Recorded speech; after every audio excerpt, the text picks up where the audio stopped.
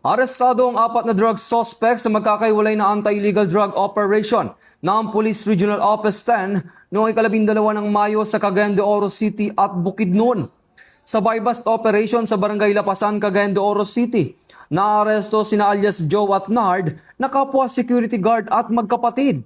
Nasabat mula sa kanila ang tinatayang 80 grams ng hininalang shabu na nagkakahalaga ng 544,000 pesos kasama ang drug paraphernalias at buy-bust money.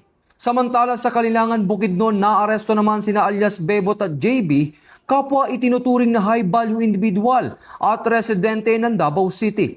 Nakumpiska sa kanila ang tinatayang 76.69 na gramo ng shabu na nagkakahalaga ng 521,492 pesos, gayon din ang buy-bust money, mga cellphone at motorsiklo. Kabuang abot sa 1,065,492 pesos na halaga ng hininalang shabu ang nakumpiska sa dalawang operasyon. Maharap ang mga suspect sa kasong paglabag sa RA 9165 o Comprehensive Dangerous Drugs Act of 2002.